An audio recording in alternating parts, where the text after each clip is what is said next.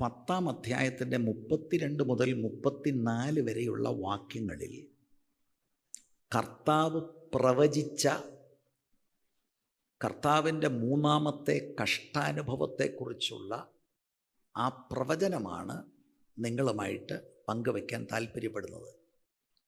കർത്താവിൻ്റെ പ്രവചനവും കർത്താവിന് ആ പ്രവചന നിവൃത്തിയോടുള്ള ബന്ധത്തിൽ കർത്താവിൻ്റെ മനോഭാവവുമാണ് എനിക്ക് നിങ്ങളുമായി പങ്കുവെക്കാൻ ഉള്ളത്. എന്നാൽ അവിടേക്ക് നിങ്ങളെ കൊണ്ടുവരുവാൻ, നിങ്ങളുടെ മനസ്സ് ഒന്ന് ഒരുക്കാൻ വേണ്ടി ഞാൻ നിങ്ങളോട് ചോദിക്കട്ടെ, കഴിഞ്ഞ വർഷം ഇതുപോലെ ആദ്യത്തെ സൺഡേയിലെ മെസ്സേജ് നിങ്ങൾ ഓർക്കുന്നുണ്ടോ? ഞാനാണ് പ്രസംഗിച്ചത്. ഞാനത് അന്നത്തെ പ്രസംഗമല്ലാതെ തന്നെ ചില ആവർത്തികൾ കേട്ടു. ഇന്ന് രാവിലെ ഞാൻ ഒരു പ്രാവശ്യം കൂടെ ഫുൾ മെസ്സേജ് കേട്ടു. എന്തിനാണത് കേട്ടതെന്ന് പറയാം. അതിനകത്ത് പറഞ്ഞ ഓരോ കാര്യവുമാണ് ഈ 12 മാസങ്ങളിൽ ദൈവസഭയിൽ വെളിപ്പെട്ടു വന്നത്. ആ മെസ്സേജിൻ്റെ തുടർമാനമാണ് ഇപ്പോൾ ഞാൻ നിങ്ങളോട് സംസാരിക്കാൻ പോകുന്നത്. രണ്ടും കണക്റ്റഡാണ്. അതിൻ്റെ കണക്ഷൻ വരുന്നത് ശ്രദ്ധിക്കണം. 3 കഷ്ടാനുഭവ പ്രവചനങ്ങളാണ് കർത്താവ് നടത്തിയത്. കഴിഞ്ഞ വർഷം ആ ദൂത് 2-ാമത്തെ കഷ്ടാനുഭവത്തെ തുടർന്നുള്ള ഒരു വചനഭാഗമായിരുന്നു. ഇന്ന് സംസാരിക്കാൻ പോകുന്നത് 3-ാമത്തെ കഷ്ടാനുഭവ പ്രവചനത്തോടുള്ള ബന്ധത്തിലാണ്. ഏകദേശം ദൂത് സെയിമാണ്.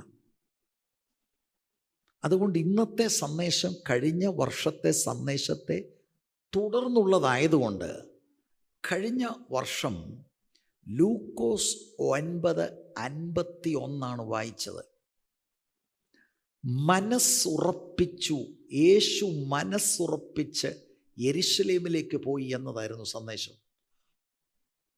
അവൻ്റെ ആരോഹണത്തിനുള്ള കാലം തികയാറായപ്പോൾ അവൻ യെരുശലേമിലേക്ക് യാത്രയാവാൻ മനസ്സുറപ്പിച്ചു. തനിക്ക് മുൻപായി ദൂതന്മാരെ അയച്ചു. ഇതായിരുന്നു വാക്യം നമ്മൾ വായിച്ചത്. അപ്പോൾ യെരുശലേമിലേക്ക് എന്തിനാണ് യേശു പോകുന്നത്? ക്രൂശിക്കപ്പെടാൻ പോകുകയാണ്. ആ ക്രൂശ് മരണത്തെ മുന്നിൽ കണ്ടുകൊണ്ട് പിതാവിൻ്റെ ഹിതം യേശു ക്രൂശിക്കപ്പെടുന്നതായതുകൊണ്ട് മനുഷ്യൻ്റെ രക്ഷ ആ ക്രൂശ് മരണത്തിലൂടെ കർത്താവ് കൊടുക്കുന്ന യാഗത്തിലൂടെ ആയതുകൊണ്ട് യേശു അവിടേക്ക് മനസ്സ് ഉറപ്പിച്ചുപോയി. ഇതുപോലെ ദൈവത്തിൻ്റെ ഇഷ്ടം വർഷം മുഴുവനും അനുസരിക്കാൻ മനസ്സുറപ്പിക്കണം, ദൃഢനിശ്ചയമുള്ളവരായിരിക്കണം എന്നതായിരുന്നു പറഞ്ഞതിൻ്റെ ആശയം. ഒറ്റപ്പെടുത്തുന്ന അനുഭവങ്ങളുണ്ടാകും, ബുദ്ധിമുട്ടുകൾ വ്യക്തിപരമായി കുടുംബമായിട്ട് നമ്മൾക്ക് അനുഭവമുണ്ടാകും. എന്നാൽ അതിൻ്റെ നടുവിൽ ഓട്ടക്കളത്തിൽ നിന്ന് പിന്മാറാതെ കളത്തിൽ നിൽക്കണം, മനസ്സുറപ്പിക്കുക, ഹൃദയമുറപ്പിക്കുക എന്നതായിരുന്നു കഴിഞ്ഞ വർഷം നമ്മൾ ഒരുമിച്ച് ആദ്യത്തെ ഞായറാഴ്ച ധ്യാനിച്ചത്.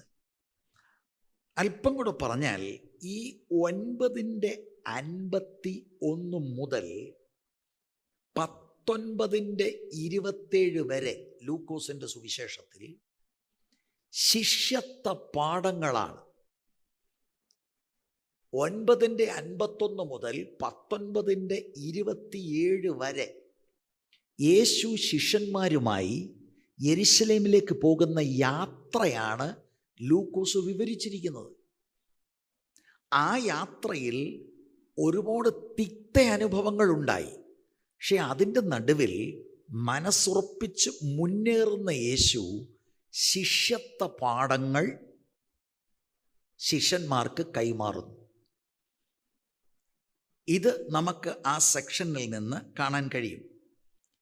എന്നിട്ട് 9:43 മുതൽ 45 വരെയുള്ള വേദഭാഗം ശ്രദ്ധിച്ചാൽ 51 തൊട്ട് മുൻപിൽ കിടക്കുന്ന വേദഭാഗത്താണ് എല്ലാവരും ദൈവത്തിൻ്റെ മഹിമയിങ്കൽ വിസ്മയിച്ചു. യേശു ചെയ്യുന്നതിലൊക്കെയും എല്ലാവരും ആശ്ചര്യപ്പെടുമ്പോൾ അവൻ തൻ്റെ ശിഷ്യന്മാരോട്, നിങ്ങൾ ഈ വാക്ക് ശ്രദ്ധിച്ച് കേട്ടുകൊള്ളുവിൻ. മനുഷ്യപുത്രൻ മനുഷ്യരുടെ കയ്യിൽ ഏൽപ്പിക്കപ്പെടുവാൻ പോകുന്നു എന്ന് പറഞ്ഞു. ആ വാക്ക് അവർ ഗ്രഹിച്ചില്ല. അത് തിരിച്ചറിയാത്ത വണ്ണം അവർക്ക് മറഞ്ഞിരുന്നു. ആ വാക്ക് സംബന്ധിച്ച് അവനോട് ചോദിപ്പാൻ അവർ ശങ്കിച്ചു. സെക്കൻഡ് പാഷൻ പ്രഡിക്ഷനെ തുടർന്നാണ് 9:51 മുതൽ കർത്താവ് ഈ ജേർണിയിൽ പോകുന്നത്. അപ്പം അവിടെയാണ് നമ്മൾ കേന്ദ്രീകരിച്ചത്. കർത്താവിൻ്റെ ഗാലീലിയൻ മിനിസ്ട്രി കഴിഞ്ഞ് യെരുശലേമിലേക്ക് ക്രൂശിക്കപ്പെടാൻ പോകുമ്പോൾ ആ ക്രൂശിൽ നിന്ന് കർത്താവിനെ വ്യതിചലിപ്പിക്കുന്ന ധാരാളം കാര്യങ്ങളുണ്ടായി. പക്ഷെ പിതാവിൻ്റെ ഇഷ്ടം അതായതുകൊണ്ട് ഒന്നിനും വഴങ്ങാതെ മനസ്സുറപ്പിച്ച് അവിടെ പോയി ക്രൂശിക്കപ്പെടുന്ന യേശു. എന്നിട്ട് നമ്മൾ ചിന്തിച്ചത് ഇതാണ്, ഇതുപോലെ ഈ വർഷത്തിൽ ധാരാളം പ്രശ്നങ്ങളുണ്ടാകും. മനസ്സ് മടുത്തു പോകല്ല്, മനസ്സുറപ്പിച്ച് മുന്നേറുക എന്നതായിരുന്നു കർത്താവ് നമ്മളോട് അന്ന് സംസാരിച്ചത്. ഞാൻ ഇന്ന് ആ പ്രസംഗം മുഴുവൻ കേട്ടു. ഇതേ ജുബയിലായിരുന്നു ഞാൻ. അതുകൊണ്ട് ഇന്ന് വെള്ളയുടുപ്പിടാതെ ഇതേ ജുബ കണ്ടെടുത്ത് തേച്ച് ഞാൻ ഇന്ന് പിന്നെയും ഇട്ടുകൊണ്ട് ഇവിടെ ഇരിക്കുകയാണ്. ജുബൈക്കകത്തല്ല കാര്യം, വചനത്തിനകത്താണ്. പക്ഷേ എനിക്കെന്തോ അത് ഒരു സന്തോഷമായിട്ട് തോന്നിയത് കൊണ്ട് ഞാൻ അങ്ങനെ ചെയ്തു എന്ന് മാത്രമേ ഉള്ളൂ. ദൈവവചനം ശ്രദ്ധിക്കണം. കഴിഞ്ഞ വർഷം എന്തെല്ലാം ഉണ്ടായി, എല്ലാവരുടെയും കാര്യങ്ങൾ എനിക്ക് ഉള്ളതുപോലെ അറിയത്തില്ലെങ്കിലും സഭയെ സംബന്ധിച്ചിടത്തോളം ഭയങ്കരമായ തീച്ചൂളയിലൂടെ പോകേണ്ട വിവിധ അവസരങ്ങൾ ഉണ്ടായി. പതറിപ്പിക്കുന്ന പല കാര്യങ്ങൾ വ്യക്തിപരമായി എൻ്റെയും നിങ്ങളുടെയും ജീവിതത്തിൽ ഉണ്ടായി. എന്നാൽ അതിൻ്റെ നടുവിൽ മനസ്സുറപ്പിച്ച് വചനത്തിന് വിധേയപ്പെട്ടവർ ഇന്നും കളത്തിലുണ്ട്. കളത്തിൽ നിന്ന് പിന്മാറിയവരുമുണ്ട്. ദൈവമക്കൾ ഇത് മനസ്സിലാക്കണം. അന്ത്യകാലത്ത് ദുർഘട സമയം വരും. വിശ്വാസത്യാഗം വ്യാപകമായി ഉണ്ടാകും.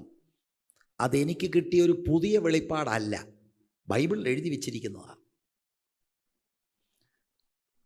വ്യാപകമായി വിശ്വാസം ആളുകൾ ത്യജിക്കുകയാണ്. അത് വളരെ കെയർഫുൾ ആകണം. നമ്മൾ പെന്തിക്കോസ്തിൽ നിന്ന് പോകുമെന്നല്ല ഞാൻ പറഞ്ഞത്. പെന്തക്കോസ്തിൽ ഈ കസേറകളിൽ ഇരിക്കുമ്പോഴും ക്രിസ്തുവുമായിട്ടുള്ള ഏകാഗ്രതയിൽ നിന്ന് നമ്മുടെ ഹൃദയം മാറിപ്പോകാൻ സാധ്യതയുണ്ട്. അങ്ങനെ നിങ്ങളിൽ ചിലരുടെ ഹൃദയം മാറിപ്പോയി. അപ്പം ഇവിടെ വേദശാസ്ത്രപരമായി ഒരുപാട് കാര്യങ്ങളുണ്ട്. അതിപ്പോൾ എൻ്റെ വിഷയമല്ലാത്തതുകൊണ്ട് പോകുന്നില്ല. വരുന്ന ആഴ്ചകളിലും മാസങ്ങളിലും അതിൽ കേന്ദ്രീകരിക്കാൻ എനിക്ക് താല്പര്യമുണ്ട്. ചിലർ രക്ഷിക്കപ്പെടാതാണ് സ്നാനപ്പെട്ടത്. ഫൗണ്ടേഷൻ ഇല്ലാത്തവർക്ക് നിൽക്കാനൊക്കത്തില്ല. കെട്ടിടം എവിടെ വെച്ചെങ്കിലും താറുമാറാകും.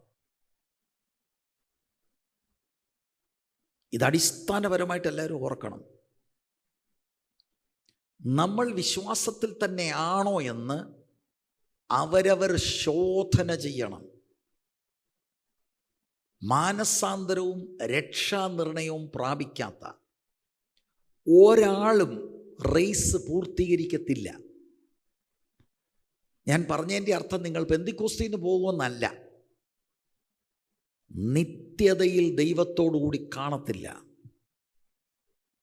ഇത് ഞാൻ ആവർത്തിച്ച് ഈ സഭയോട് പറയുന്നുണ്ട്. അതിൻ്റെ കാരണം നിങ്ങൾ എൻ്റെ പ്രിയ സഹോദരങ്ങളാണ്. നിങ്ങളിൽ ഒറ്റയാൾ പോലും വഞ്ചനയിൽ അകപ്പെട്ടു പോകരുത്. നമ്മുടെ ഇന്നത്തെ ടെക്സ്റ്റ് മൂന്നാമത്തെ പ്രഡിക്ഷനാണ്, പാഷൻ പ്രഡിക്ഷൻ. മർക്കോസ് 10:32 മുതൽ 34 വരെയുള്ള വേദഭാഗം. അവർ യെരുശലേമിലേക്ക് യാത്ര ചെയ്യുകയായിരുന്നു. കണ്ടോ, പിന്നെ ആ യാത്രയുടെ കാര്യമാണ്. യേശു അവർക്ക് മുൻപായി നടന്നു. അവർ വിസ്മയിച്ചു, അനുഗമിക്കുന്നവരോ ഭയപ്പെട്ടു. അവൻ പിന്നെയും 12 വരെ കൂട്ടിക്കൊണ്ട് അവരോട്, ഇതാ നാം യെരുശലേമിലേക്ക് പോകുന്നു. അവിടെ മനുഷ്യപുത്രൻ മഹാപുരോഹിതന്മാരുടെയും ശാസ്ത്രിമാരുടെയും കയ്യിൽ ഏൽപ്പിക്കപ്പെടും. അവർ അവനെ മരണത്തിന് വിധിച്ച് ജാതികൾക്ക് ഏൽപ്പിക്കും. അവർ അവനെ പരിഹസിക്കുകയും തുപ്പുകയും തല്ലുകയും കൊല്ലുകയും 3 നാൾ കഴിഞ്ഞിട്ട് അവൻ ഉയർത്തെഴുന്നേൽക്കുകയും ചെയ്യും എന്നിങ്ങനെ തനിക്ക് സംഭവിക്കാനുള്ളത് പറഞ്ഞ് തുടങ്ങി. ഇത് മൂന്നാമത്തെ കർത്താവിൻ്റെ കഷ്ടാനുഭവങ്ങളെക്കുറിച്ചുള്ള മർക്കോസിൽ എഴുതിയിരിക്കുന്ന പ്രവചനമാണ്. 8-ാം അധ്യായത്തിൻ്റെ 31-ലാണ് ഒന്നാമത്തെ പ്രവചനം, 9-ന്റെ 31-ലാണ് രണ്ടാമത്തെ പ്രവചനം, 10-ന്റെ 33-ലാണ് ഇപ്പോൾ ഞാൻ വായിച്ച മൂന്നാമത്തെ പ്രവചനം. 8-ാം അധ്യായത്തിൻ്റെ 27 മുതൽ 10-ാം അധ്യായത്തിൻ്റെ 52 വരെയുള്ള ശിഷ്യത്വ പാഠത്തിൻ്റെ ആ സെക്ഷന് ഈ 3 പ്രവചനങ്ങളുടെ മേൽ നെയ്തതാണ്. ആ സെക്ഷൻ വളരെ പ്രധാനപ്പെട്ടതാണ്. യേശു യെരുശലേമിലേക്കുള്ള യാത്രയിൽ ശിഷ്യന്മാരെ പഠിപ്പിക്കുന്ന വിലയേറിയ പാഠങ്ങൾ.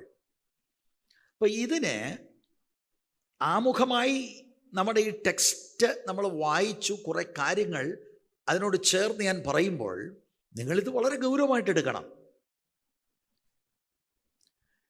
ഈ 8-ന്റെ 27 മുതൽ ഉള്ളത് ശിഷ്യത്വ പാഠങ്ങളാണ്.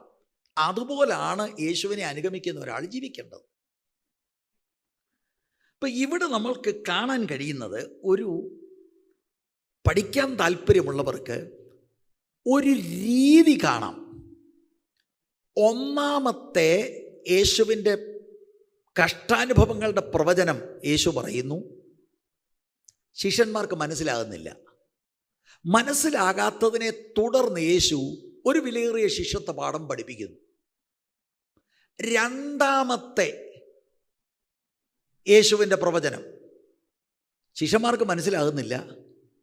മനസ്സിലാകാത്ത ശിഷ്യന്മാരോട് യേശു വിശദീകരിച്ച് ഒരു ശിഷ്യത്വ പാഠം പഠിപ്പിക്കുന്നു. മൂന്നാമത്തെ പ്രാവശ്യവും യേശു പ്രവചിക്കുന്നു, ശിഷ്യന്മാർക്ക് മനസ്സിലാകുന്നില്ല.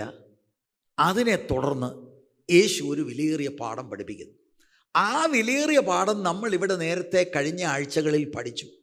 10-ന്റെ 35 മുതൽ 45 വരെയുള്ള വേദഭാഗത്തിൽ സെബദി മക്കൾ വന്ന് നിന്റെ ഇടത്തും വലത്തും ഇരിപ്പാൻ ആഗ്രഹമുണ്ടെന്ന് പ്രകടിപ്പിക്കുന്നു. യേശു പറഞ്ഞു, ഇത് ജാതികളാണ് അന്വേഷിക്കുന്നത്.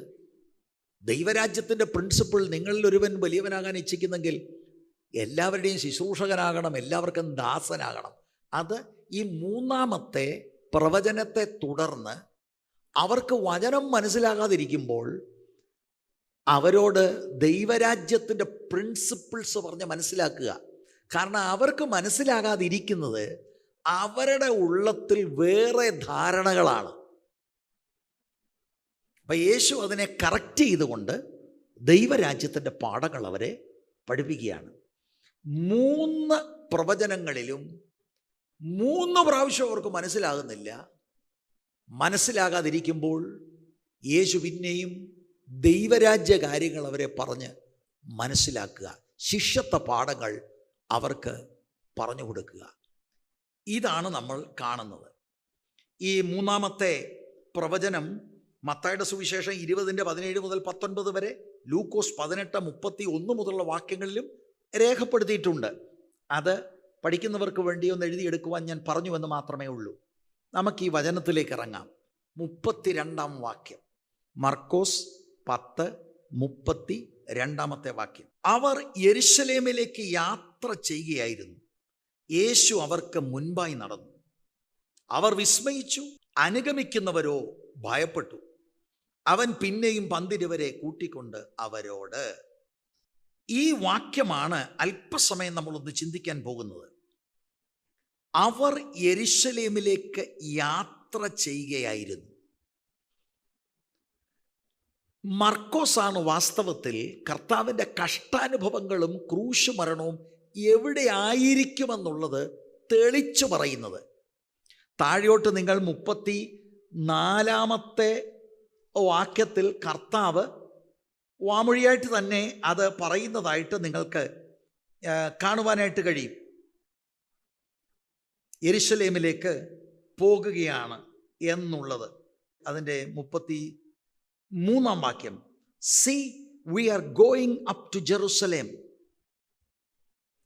നേരത്തെ കർത്താവ് കഷ്ടാനുഭവങ്ങൾ അനുഭവിക്കുമെന്നുള്ളത് പ്രവചിച്ചു. പക്ഷേ ഇവിടെ മർക്കോസ് വളരെ ക്ലിയറായിട്ട് പറയുന്നു, ഇത് യെരുശലേമിലാണ് സംഭവിക്കാൻ പോകുന്നത്. എന്നിട്ട് ആ വാക്യത്തിനകത്ത് 2 പ്രയോഗങ്ങൾ, 2 പ്രതികരണങ്ങൾ നിങ്ങൾക്ക് കാണാൻ കഴിയും. അവർ വിസ്മയിച്ചു എന്നും അനുഗമിക്കുന്നവരോ ഭയപ്പെട്ടു എന്ന്. അപ്പം വേദപണ്ഡിതന്മാരുടെ ഇടയിൽ ചില ആളുകൾ ചിന്തിക്കുന്നത് ഒരു കൂട്ടർ തന്നെ 2 പ്രതികരണങ്ങളാണ് എന്ന് ചിന്തിക്കുന്നവരുണ്ട്. എന്നാൽ അതിനേക്കാൾ യുക്തം 12 അനുഭവമാണ്. അവർ വിസ്മയിച്ചു, അമേസ്ഡ് എന്നോ അസ്റ്റോണിഷ്ഡ് എന്നോ ഒക്കെയുള്ള വാക്കുകൾ വേണേൽ ഇംഗ്ലീഷിൽ പരിഭാഷപ്പെടുത്താം. അനുഗമിക്കുന്നവർ ഭയപ്പെട്ടു. അനുഗമിക്കുന്നവരാരാണ്? ഒന്നുകിൽ യെരുശലേമിലേക്ക് പെസഹായ്ക്ക് പോകുന്ന പുരുഷാരത്തിൻ്റെ ഒരു ഭാഗമായിരിക്കാം, അല്ലെങ്കിൽ 12 അപ്പുറമായി കർത്താവിനെ അനുഗമിക്കുന്ന ഒരു സംഘമായിരിക്കാം. അത് വേറൊരു ഗ്രൂപ്പാണ്. അവർ ഭയപ്പെട്ടെന്നാണ്. എന്താണ് ഇങ്ങനെ ഈ 2 അനുഭവങ്ങൾ? യെരുശലേമിലേക്കുള്ള യാത്രയിൽ ഈ 2 ഗ്രൂപ്പിൽ ഒരു കൂട്ടർ അന്തം വിടുകയാണ്, അസ്റ്റോണിഷ്ഡായി, അമേസ്ഡായി, അല്ലെങ്കിൽ ഈവൻ ഷോക്ക്ഡായി എന്ന് വേണേൽ ചിന്തിച്ചു. മറ്റൊരു ഗ്രൂപ്പ് പേടിച്ചു പോയി, ഭയപ്പെട്ടു പോയി. അപ്പം അവിടെ എന്താണ് അവരെ ഭയപ്പെടുത്തിയതെന്നൊന്നും എഴുതിയിട്ടില്ലെങ്കിലും യേശു അവർക്ക് മുൻപായി നടന്നു. ആ ഗ്രൂപ്പുകളുടെ മുൻപിൽ യേശു നേതാവായി നടക്കുകയാണ്. ഈ നടപ്പാണ് അവരെ ഷോക്ക് ചെയ്തത്. ഈ നടപ്പ് കണ്ടിട്ടാണ് വേറെ ചിലര് ഭയന്നു പോയത്. എന്താ ആ നടപ്പിൻ്റെ പ്രത്യേകത? വളരെ കൃത്യമായി യെരുശലേമിൽ താൻ എന്താണ് അനുഭവിക്കാൻ പോകുന്നതെന്നതിനെക്കുറിച്ച് വള്ളി പുള്ളിക്ക് തെറ്റില്ലാതെ കർത്താവിന് ശരിക്കും കാര്യങ്ങൾ അറിയാം. എന്താണ് നടക്കാൻ പോകുന്നത്? മൃഗീയമായി കർത്താവിനെ പീഡിപ്പിക്കും, ദാരുണമായി പീഡിപ്പിക്കപ്പെടും. ഇത് അറിഞ്ഞിട്ടാണ് യേശു അങ്ങോട്ടേക്ക് നടക്കുകയാണ്. അത് എന്താണ് അങ്ങനെ? പിതാവാം ദൈവം പുത്രനെ കൊണ്ട് ചെയ്യിപ്പിക്കാൻ ആഗ്രഹിക്കുന്ന ഈ വലിയ ദൗത്യത്തെ കർത്താവ് ശിരസാ വഹിച്ചുകൊണ്ട് അണുവിട വ്യതിചലിക്കാതെ അതേറ്റെടുത്ത് പിതാവിനെ അനുസരിക്കാൻ ദൃഢനിശ്ചയത്തോടെ നീങ്ങുകയാണ്. ആ കാഴ്ചയാണ് ഇവർ കാണുന്നത്. 2022 എന്ത് സംഭവിക്കുമെന്ന് നിങ്ങൾക്കറിയാമോ? എനിക്കറിയില്ല, നിങ്ങൾക്കറിയില്ല. എന്ത് സംഭവിച്ചാലും ദൈവം എന്നെക്കുറിച്ചും നിങ്ങളെക്കുറിച്ചും ആഗ്രഹിക്കുന്ന ചില കാര്യങ്ങളുണ്ട്. ദൈവം നമുക്ക് ഓരോരുത്തർക്കും ഒരു പ്രവർത്തനം തന്നിട്ടുണ്ട്. നമ്മുടെ കാലഘട്ടത്തിൽ നമ്മളെ കൊണ്ട് തികയ്ക്കാൻ ദൈവം ചിലത് ആഗ്രഹിക്കുന്നു. അതിന് ഒരുപാട് തടസ്സങ്ങൾ ഉണ്ടാകും, നിന്ദകളും പരിഹാസങ്ങളും ഈ വർഷവും ഉണ്ടാകും. യേശുവിനെ അനുഗമിക്കുകയാണെങ്കിൽ, യേശുവാണ് നമുക്ക് മാതൃക. അവിടുന്ന് കളം വിടത്തില്ല. പിതാവിനോടുള്ള സ്നേഹം നിമിത്തം പിതാവ് തന്നെ ഏൽപ്പിച്ച മനുഷ്യരാശിയുടെ രക്ഷയുടെ വിടുതലിനുള്ള ഏക മാർഗം ക്രൂശു മരണത്തിലൂടെ ആയതുകൊണ്ട് യേശു അങ്ങോട്ട് ദൃഢനിശ്ചയത്തോടെ നീങ്ങുന്നതാണ് നമുക്ക് മാതൃകയെങ്കിൽ നാമും അതാണ് കോപ്പി ചെയ്യേണ്ടത്. നിന്നയോ പരിഹാസമോ ഒറ്റപ്പെടുത്തലോ തള്ളലുകളോ എന്നെ എൻ്റെ ദൗത്യത്തിൽ നിന്ന് മാറ്റത്തില്ല. ഞാൻ മുന്നോട്ട് തന്നെ പോകും. ഇത് ഹൃദയത്തിൽ ഉറപ്പില്ലാത്തവർക്ക് പിടിച്ചു നിൽക്കാനൊക്കത്തില്ല. വർഷങ്ങൾ അങ്ങോട്ട് പോകുന്തോറും കട്ടിക്കൂടും. ഇത് തന്നെയാണ് 9:51 നമ്മൾ വായിച്ചു കേട്ടത്. അവൻ്റെ ആരോഹണത്തിനുള്ള കാലം. ആരോഹണമെന്ന് പറഞ്ഞാൽ ഉയർത്തെഴുന്നേൽപ്പ് മാത്രമല്ല, മരിച്ച് അടക്കപ്പെട്ട് ഉയർത്തെഴുന്നേറ്റ് സ്വർഗാരോഹണം. ഇത് മുഴുവനും കൂടെ കമ്പൈൻഡായിട്ടാണ് ഇവിടെ ഈ എഴുത്തുകാരൻ ലൂക്കോസ് അത് പറയുന്നത്. ആരോഹണത്തിനുള്ള കാലം തികയാറായപ്പോൾ അവൻ യെരുശലേമിലേക്ക് യാത്രയാവാൻ മനസ്സ് ഉറപ്പിച്ചു. ഏതെങ്കിലും അനുകൂല സാഹചര്യങ്ങൾ യേശുവിനെ പിൻപറ്റുന്നവർക്ക് കിട്ടുമെന്നുള്ളതല്ല ദൂത്. അത് തെറ്റിദ്ധാരണ കൊണ്ടുവരുന്ന ദൂതാണ്. യേശുവിൻ്റെ പിൻപെയാണ് നടക്കാൻ നിങ്ങൾ ആഗ്രഹിക്കുന്നതെങ്കിൽ you cannot avoid Jerusalem, you cannot avoid the cross, you cannot avoid mocking and ridicule. വേദപുസ്തകത്തിൽ വെളിപ്പെടുത്തുന്ന യേശുവിനെയാണ് നിങ്ങൾ അനുഗമിക്കുന്നതെങ്കിൽ, അനുഗമനത്തിനാണല്ലോ നമ്മളെ വിളിച്ചിരിക്കുന്നത്. എന്താണ് 2022 പ്രതീക്ഷിക്കേണ്ടത്? യേശുവിന് കിട്ടിയതാണ് നമുക്കും കിട്ടുന്നത് അനുഗമിക്കുകയാണെങ്കിൽ. യേശു പിന്മാറിയില്ല. നാം പിന്മാറാതിരിക്കണമെങ്കിൽ വിശ്വാസത്തിൻ്റെ നായകനും പൂർത്തി വരുത്തുന്നതുമായ യേശുവിനെ എല്ലാ ദിവസവും ശ്രദ്ധിച്ചു നോക്കിക്കോണം. അല്ലെങ്കിൽ നമ്മുടെ ഹൃദയം ക്ഷീണിച്ചു പോകും. Price the Lord. യേശു അവർക്ക് മുൻപായി നടന്നു. ഈ നടപ്പാണ് അവരെ പിടിച്ചു നിർത്തുന്നത്. അവർ അമേസ്ഡായി, ചിലർ ഭയന്നുപോയി. ഇത്രയും കാര്യങ്ങളെ നേരിടാനാണോ യേശു പോകുന്നത്? അവിടെ എഴുതിയിരിക്കുന്ന വാക്കുകൾ ഒന്ന് ശ്രദ്ധിച്ചാൽ, വാക്കിംഗ് ഓൺ എഹെഡ്, മുൻപേ നടന്നു എന്നുള്ള വാക്ക് ശരിക്കും ആ വാക്കിൻ്റെ അർത്ഥം ഹാബിച്വലായി അവൻ നടന്നുകൊണ്ടേയിരുന്നു. എപ്പോഴും അവനിങ്ങനെ ശിഷ്യന്മാരുടെ മുൻപിൽ നടക്കുന്ന പതിവായിരുന്നു അവന് എന്ന അർത്ഥം വരുന്ന വാക്കാണ്. കഷ്ടതയിലാണെങ്കിലും ഉയർപ്പിലാണെങ്കിലും triumph or suffering, Jesus leads. അതാണ് നേതാവ്.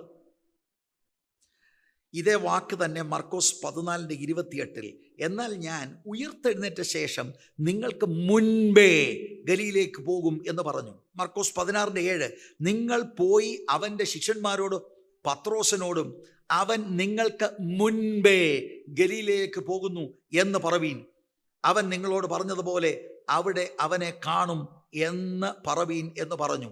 ഇതൊക്കെ ഉയർപ്പിൻ്റെ കാര്യമാണ്. അപ്പം സഫറിങ് ആണെങ്കിലും ഉയർപ്പാണെങ്കിലും he is walking ahead of us. വേറെ ആരെയും നോക്കണ്ട. ഒരു TV പ്രഭാഷകനെയോ ഒരു സ്റ്റാർ പ്രീച്ചറിനെയോ ആരെയും നോക്കണ്ട. Look at Jesus. He is your example. മുൻപിൽ നടക്കുന്ന ക്രിസ്തു. ഇതിനകത്ത് നമ്മൾ കാണുന്നത്, ഞാൻ സൂചിപ്പിച്ചതുപോലെ, ആ നടപ്പിൽ കർത്താവിൻ്റെ ആ ഡിറ്റർമിനേഷനാണ്, റിസോൾവാണ്. എന്ത് വില കൊടുത്തും ഞാൻ പിതാവിനെ അനുസരിക്കും. ചിലപ്പോൾ നിങ്ങളുടെ വീടിനകത്ത് തന്നെ നിങ്ങൾക്ക് വിഷയങ്ങളുണ്ടാവും. ചിലപ്പോൾ നാട്ടുകാരിൽ നിന്ന് വിഷയമുണ്ടാകും. പ്രതികൂല സാഹചര്യങ്ങൾ ജീവിതത്തിൽ വരാം. അവിടെ നിങ്ങൾക്ക് ഡിറ്റർമിനേഷൻ ഉണ്ടായിരിക്കണം, റിസോൾവ് ഉണ്ടായിരിക്കണം. നോയിക്ക് യേശുവിൻ്റെ ചില വാക്കുകൾ. യോഹന്നാൻ 5:30. എനിക്ക് സ്വതേ ഒന്നും ചെയ്യുവാൻ കഴിയുന്നതല്ല. ഞാൻ കേൾക്കുന്നത് പോലെ ന്യായം വിധിക്കുന്നു. ഞാൻ എൻ്റെ ഇഷ്ടമല്ല, എന്നെ അയച്ചവൻ്റെ ഇഷ്ടമത്രേ ചെയ്യുവാൻ ഇച്ഛിക്കുന്നത് കൊണ്ട് എൻ്റെ വിധി നീതിയുള്ളത് ആകുന്നു. യേശു ഒരിക്കൽ പോലും അവിടുത്തെ സ്വന്തം ഇഷ്ടം ചെയ്തില്ല. He was focused on doing the Father's will. 2022 focus മങ്ങിപ്പോകരുത്. വിശ്വാസഗോളത്തിൽ, വിശ്വാസ ജീവിതത്തിൽ ഫോക്കസ് മങ്ങിയാൽ, ഞാൻ സ്നേഹത്തിൽ പിന്നെയും പറയാം, വിശ്വാസത്യാഗം നിങ്ങളിൽ സംഭവിക്കും. നിങ്ങളിൽ ചിലർക്കത് സംഭവിച്ചു. ഇത്രയും തെളിച്ചൊരു പാസ്റ്റർ പറയുന്നത് നിങ്ങൾ ഗൗരവമായിട്ടെടുക്കുക. എത്ര ഭീതി ഉളവാക്കുന്നതും ഭയാനകവുമാണ് കാര്യം. അത് ദുഃഖത്തോടെയാണ് ഞാൻ പറയുന്നത്, വേദനയോടെയാണ് ഞാൻ പറയുന്നത്. നിങ്ങൾ ഇവിടെ ഇരിക്കുന്ന ആളല്ല നിങ്ങളുടെ വീട്ടിൽ. തിരുത്തപ്പെടുക പ്രിയരെ, രക്ഷപ്പെടുക പ്രിയരെ. വഞ്ചനയിൽ സ്വയം ബന്ധിക്കപ്പെടരുത്. നിങ്ങൾ രക്ഷിക്കപ്പെടുക. യേശുവിൻ്റെ ഫോക്കസ് ഇതാണ്. ഇതിപ്പോൾ ഏറ്റവും അവസാന ഘട്ടത്തിൽ വന്നിരിക്കുന്നു. He is on his way to Jerusalem. അവിടുന്ന് എന്താണ് ഇതുവരെ പറഞ്ഞത്? ഭൂമിയിൽ അവിടുന്ന് വന്നിരിക്കുന്നത് തന്നെ പിതാവിൻ്റെ ഇഷ്ടം. അവർ ഒറ്റ കാര്യത്തിലാണ് ഫോക്കസ്. മറ്റൊരു വേദഭാഗം യോഹന്നാൻ 14:31. എങ്കിലും ഞാൻ പിതാവിനെ സ്നേഹിക്കുന്നു എന്നും പിതാവ് എന്നോട് കൽപ്പിച്ചതുപോലെ ഞാൻ ചെയ്യുന്നു എന്നും ലോകമറിയട്ടെ. എഴുന്നേൽപ്പീൻ, നാം പോകാം. പിതാവിനോടുള്ള സ്നേഹം നിമിത്തം പിതാവ് കൽപ്പിച്ചത് മുഴുവനും അനുസരിക്കാനായി കമ്മിറ്റഡായ പുത്രൻ. What was Jesus focus? ആരെന്തു പറഞ്ഞു, ആരെങ്ങനെ പ്രവർത്തിച്ചു, രാഷ്ട്രീയക്കാരൻ ഇളകിയോ, രാഷ്ട്രീയക്കാരൻ എന്തെങ്കിലും, അന്നത്തെ മത നേതൃത്വം, he is simply not bothered. ജീസസിനെ മോട്ടിവേറ്റ് ചെയ്ത് മുന്നോട്ട് വിടുന്ന ഒറ്റ കാര്യമാണ്, I will obey my father in heaven. യോഹന്നാൻ 17:4. ഞാൻ ഭൂമിയിൽ നിന്നെ മഹത്വപ്പെടുത്തി, അങ്ങ് എനിക്ക് ചെയ്യുവാൻ തന്ന പ്രവൃത്തി തികച്ചിരിക്കുന്നു. This was motivating Jesus. പിതാവ് പുത്രനെ ഏൽപ്പിച്ച ഒരു ദൗത്യമുണ്ട്, അത് പൂർത്തീകരിക്കണം. അത് പൂർത്തീകരിക്കുന്നതിലൂടെയാണ് പുത്രൻ പിതാവിനെ ഭൂമിയിൽ മഹത്വപ്പെടുത്തുന്നത്. നമ്മളെങ്ങനെയാണ് മഹത്വപ്പെടുത്തുന്നത്? 2021 മഹത്വം എടുത്തോ? 2022 മഹത്വം എടുക്കണമെന്ന് ആഗ്രഹമുണ്ടോ? നിങ്ങൾക്ക് പറ്റിയ അബദ്ധം, യേശുവിനെ നോക്കേണ്ടതിന് പകരം പെന്തിക്കോസുകാരെ നമ്മൾ നോക്കുന്നു. എല്ലാ സഭയിലും അങ്ങനെ. പാസ്റ്റർമാരിങ്ങനെ. പാസ്റ്റർമാരും പെന്തിക്കോസുകാരെ ഒന്നും അല്ല അനുഗമിക്കേണ്ടത്, ക്രിസ്തുവിനെയാണ്. ഈ സഭയിലൂടെ ദൈവം മഹത്വം എടുക്കണമെങ്കിൽ സഭയ്ക്ക് ഒറ്റ ഒറ്റ ഫോക്കസാണ് 2022-ൽ. വേറെ ഒന്നും വിഷയമല്ല. ജീസസ് സഭയെ ഏൽപ്പിച്ചത് ചെയ്യണം. എന്ത് തടസ്സമുണ്ടെങ്കിലും ചെയ്യണം. ഇവിടെ യേശു മുന്നേ നടക്കുക. യേശു മുന്നേ നടക്കാൻ എല്ലാവരെയും വിളിച്ചു കൂട്ടി, നമ്മൾ സഹോദരന്മാരെ യെരുശലേമിലേക്കൊന്ന് പോകണമെന്ന് ആഗ്രഹമുണ്ട്, നിങ്ങൾക്ക് എന്ത് തോന്നുന്നു? ഭൂരിപക്ഷം നമുക്ക് ചിന്തിക്കാം. അങ്ങനെ പോകണമെന്ന് പറയുന്നവരെല്ലാം കൂടെ ഒന്ന് കൈപൊക്കിക്കേ. 1, 2, 3, 12 പേരിൽ 7 പേര് പറയുന്നുണ്ട് പോകണമെന്ന്, 5 പേര് പറയുന്നു പോകണ്ട. മെജോറിറ്റി ജയിച്ചു. ജീസസ് അങ്ങനെ ഒരാളല്ല. ഈ ചർച്ചിലും അങ്ങനെ ഒരു പരിപാടിയില്ല. യേശുവാണ് മാതൃക. യേശുവിന് ഒറ്റ ചിന്തയാണ്, what did my father say? Father എന്താണ് ഇൻട്രസ്റ്റ് ചെയ്തത് അത് ചെയ്യും. ആര് തടസ്സമെന്നല്ലേ ജീസസിന് വിഷയമല്ല. ഫോക്കസ്ഡ് ആണ്. അതിലൂടെയാണ് പിതാവ് മഹത്വം എടുക്കുന്നത്. ക്രൂശിക്കപ്പെടുന്നത് ലോകത്തിന് മുൻപിൽ അത് വളരെ ആക്ഷേപകരമായി തോന്നിയാലും പിതാവ് അവിടെ മഹത്വം എടുക്കുകയാണ്. എങ്ങനെ മഹത്വമെടുത്തു? ലോകത്തോടുള്ള ദൈവത്തിൻ്റെ സ്നേഹത്തെ പ്രദർശിപ്പിച്ചത് ക്രൂശിലാണ്. പാപത്തോടുള്ള ദൈവത്തിൻ്റെ മനോഭാവത്തെ പ്രദർശിപ്പിച്ചത് ക്രൂശിലാണ്. And he took glory through the Son. And Jesus was focused. Praise the Lord. ക്രൂശ് ഇല്ലാതെ ക്രിസ്തുവിനെ അനുഗമിക്കാൻ കഴിയത്തില്ല. ഇത് അടിസ്ഥാനപരമായി നമ്മൾ മനസ്സിലാക്കണം. പിതാവിൻ്റെ ഹിതം യേശു ക്രൂശിൽ യാഗമായി തീർന്ന് ലോകത്തെ അതിലൂടെ രക്ഷപ്പെടുത്തുക എന്നുള്ളതാണ്. നമുക്കറിയാമെന്ന വാക്യം യോഹന്നാൻ 3:16, തൻ്റെ ഏകജാതനായ പുത്രനിൽ വിശ്വസിക്കുന്ന ഏവനും നശിച്ചു പോകാതെ നിത്യജീവൻ പ്രാപിക്കേണ്ടത് ദൈവം അവനെ നൽകുവാൻ തക്കവണ്ണം ലോകത്തെ സ്നേഹിച്ചു. Through the cross God gave his son to believers, to the world. മറ്റൊരു വാക്യം യോഹന്നാൻ 12:32, ഞാനോ ഭൂമിയിൽ നിന്ന് ഉയർത്തപ്പെട്ടാൽ എല്ലാവരെയും എങ്കലേക്ക് ആകർഷിക്കും എന്നുത്തരം പറഞ്ഞു. 1 പത്രോസ് 2:24, നാം പാപം സംബന്ധിച്ച് മരിച്ച് നീതിക്ക് ജീവിക്കേണ്ടതിന് അവൻ തൻ്റെ ശരീരത്തിൽ നമ്മുടെ പാപങ്ങളെ ചുമന്നുകൊണ്ട് ക്രൂശിന്മേൽ കയറി അവൻ്റെ അടിപ്പിണരാൽ നിങ്ങൾക്ക് സൗഖ്യം വന്നിരിക്കുന്നു. 1 പത്രോസ് 3:18, ക്രിസ്തുവും നമ്മെ ദൈവത്തോട് അടുപ്പിക്കേണ്ടതിന് നീതിമാനായി നീതികെട്ടവർക്ക് വേണ്ടി പാപം നിമിത്തം ഒരിക്കൽ കഷ്ടമനുഭവിച്ചു, ജഡത്തിൽ മരണശിക്ഷ ഏൽക്കുകയും ആത്മാവിൽ ജീവിക്കപ്പെടുകയും ചെയ്തു. ക്രൂശ് മരണം ദൈവത്തിന്റെ ഹിതമായിരുന്നു. പിതാവിന്റെ ഇഷ്ടം ചെയ്യാൻ യെരുശലേമിലേക്ക് he had to go, he must go. ആർക്കും ഇഷ്ടമല്ലേലും he will go. 2022 ഒരു സാധാ ബെന്തിക്കോസുകാരെ പോലെ ഏതെങ്കിലും യോഗത്തിന് വന്നു, വല്ലപ്പോഴും ഒന്ന് ലേറ്റായിട്ട് വന്നു, ചുമ്മാതെ ഇവിടെ ഇരുന്നു, ചുമ്മാതെ പോയി, അങ്ങനെ പോയി, ദൈവം വെച്ച സമയത്ത് പെട്ടിക്കകത്ത് കയറി പോകാം. എന്നാൽ ദൈവം വെച്ച ദൗത്യം പൂർത്തീകരിച്ച് ദൈവത്തിന് മഹത്വം കരയറ്റണമെങ്കിൽ you have to be focused on doing the father's will. അതിന് ഡിറ്റർമിനേഷൻ, റിസോൾവ് ആവശ്യമാണ്. ഹൃദയ ദൃഢ നിശ്ചയമുണ്ടായിരിക്കണം. കാരണം ഈ പോക്കിൽ നിന്ന് വ്യതിചലിപ്പിക്കുന്ന ധാരാളം കാര്യങ്ങൾ ഉണ്ടാകും. വീട്ടിലുണ്ടാകും, നാട്ടിലുണ്ടാകും. ഇല്ല, ഞാൻ പിന്മാറത്തില്ല. ദൈവം എന്നെ സൃഷ്ടിച്ചിരിക്കുന്നത് ഈ ഒരൊറ്റ വിഷയത്തിന്. And I will do it. ഭാര്യ കൈവിട്ടാലും, ഭർത്താവ് കൈവിട്ടാലും, മക്കൾ കൈവിട്ടാലും, പ്രസ്ഥാനം കൈവിട്ടാലും, ആത്മീക നേതൃത്വം കൈവിട്ടാലും, I will do the father's will. Be focused. അങ്ങനെയുള്ളവർക്ക് മാത്രമേ പിടിച്ചു നിൽക്കാൻ കഴിയുകയുള്ളൂ. പെന്തിക്കോസിലുള്ളവരെല്ലാം പിടിച്ചു നിൽക്കുന്നവരൊന്നുമല്ല. നിങ്ങൾ പെന്തിക്കോസുകാരെ അല്ല നോക്കേണ്ടത്. Look at Jesus Christ.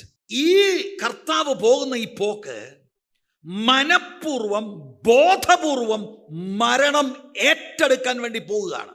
അവർക്ക് മുൻപായി നടക്കുകയാണ്. അവർക്ക് ഒരുപാട് ചിന്താക്കുഴപ്പങ്ങളുണ്ട്, ആങ്സൈറ്റി ഉണ്ട്, അവർ കൺഫ്യൂസ്ഡ് ആണ്, അവർക്ക് ഇതെന്തുവാ സംഭവിക്കുന്നതെന്ന് അറിയത്തില്ല. അവരെ കൂടെ കർത്താവ് തൻ്റെ സാന്നിധ്യത്തിൻ്റെ ശക്തിയാൽ അവരെ കൂടെ മുന്നോട്ട് നയിക്കുകയാണ്. Praise the Lord.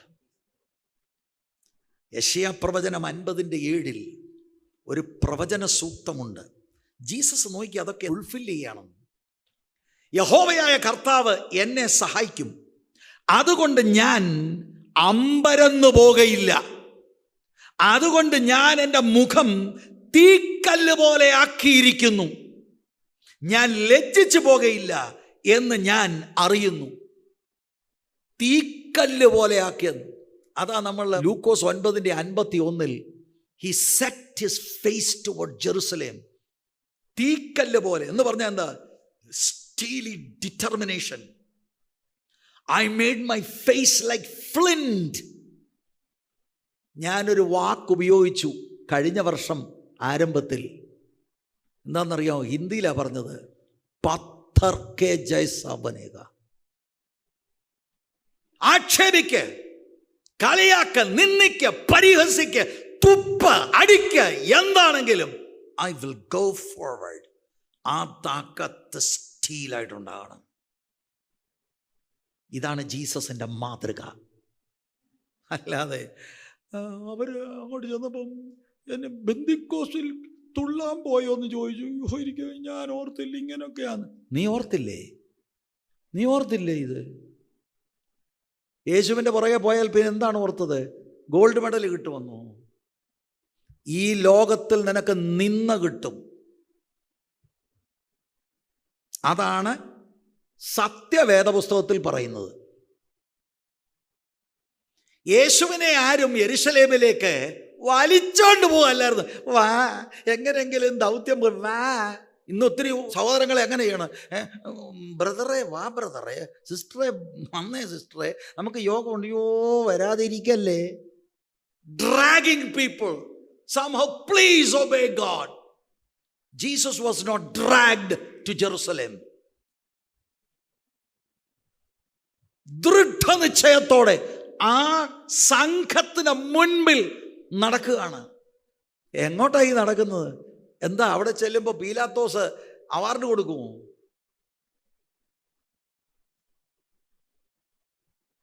ക്രൂശിക്കപ്പെടാൻ പോവുകയാണ്. തൻ്റെ ഹിതത്തിന് വിപരീതമായി തന്നെ വലിച്ചുകൊണ്ട് പോവുകയല്ല.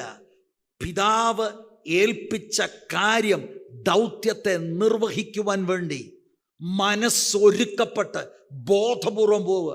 ഞാൻ കേട്ടുകൊണ്ടിരിക്കുന്ന യൗവനക്കാരായ നിങ്ങളോട് പറയാം, സ്കൂളിലും കോളേജിലും ചെല്ലുമ്പോൾ വിശുദ്ധ ജീവിതത്തിന് വിപരീതമായി നിങ്ങളുടെ ദൗത്യത്തിൽ നിന്ന് നിങ്ങളെ പിന്മാറ്റുവാൻ വേണ്ടി ഉള്ള വാട്സാപ്പ് മെസ്സേജുകൾ കണ്ണിറുക്കി കാണിക്കുക എന്നിങ്ങനെയുള്ള ധാരാളം കാര്യങ്ങൾ വരുമ്പോൾ യു ഫോളോ ക്രൈസ്റ്റ്.